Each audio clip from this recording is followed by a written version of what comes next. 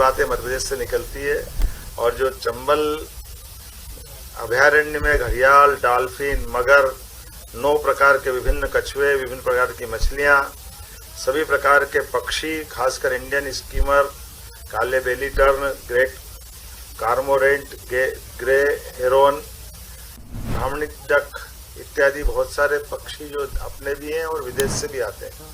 और इसका सबसे अच्छा समय नवंबर से लेकर के फरवरी तक का रहता है। आने वाले समय में यहाँ पे लोगों को रोजगार मिले, घड़ियाल संरक्षण के आधार पर अभयारण्य में पर्यटक बढ़े, इस नाते से इसकी योजना बन रही है।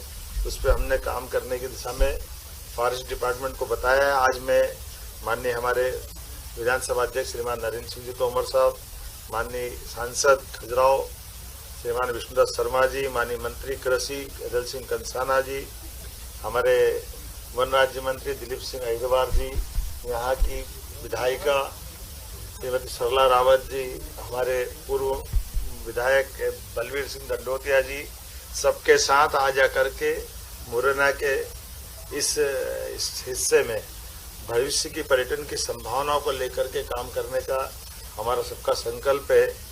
और खास करके हम सब जानते हैं कि ये हजारों साल से यहाँ प्राकृतिक रूप से घड़ियालों का, यहाँ तक कि डॉल्फिन की संभावना भी मानी जाती है।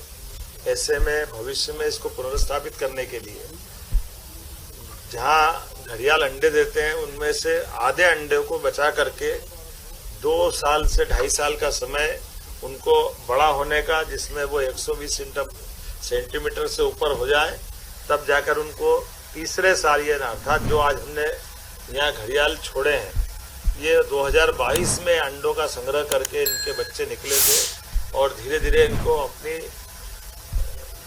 जलीय व्यवस्थाओं के अंदर उनका जीवन बचे, उसकी व्यवस्थाओं के लायक बना करके छोड़ने का जो क्रम है, मुझे इस बात का संतोष है कि लगभग 106 यानी 10 आज हमने यहाँ घड़ियाल के बच्चे छोड़े हैं।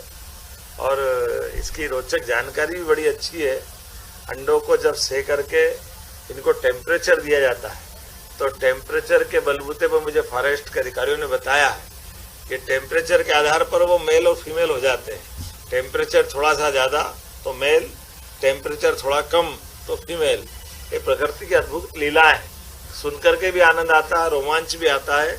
लेकिन इसके साथ जो हमारे ग्रामीण आसपास के यहाँ ग्रामीणवासी है, उनको भविष्य में पर्यटन की दृष्टि से लोगों को जिज्ञासा भी शांत हो, पर्यटन का आनंद भी हो, लेकिन रोजगार का अवसर मिले।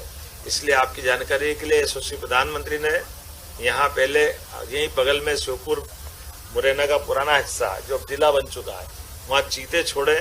अब यह घड़ियाल अभयारण्य भी एक सेंचुरी बन सकता है। भविष्य में माधव टाइगर रिजर्व को भी हम बहुत जल्दी टाइगर रिजर्व की श्रेणी में मान्यता देने वाले हैं। कुल मिलाकर के चंबल के अंचल में फॉरेस्ट से पर्यटन का बढ़ावा देते हुए सब प्रकार से देश और दुनिया के सामने इसका ये रूप लाने की आवश्यकता भी है।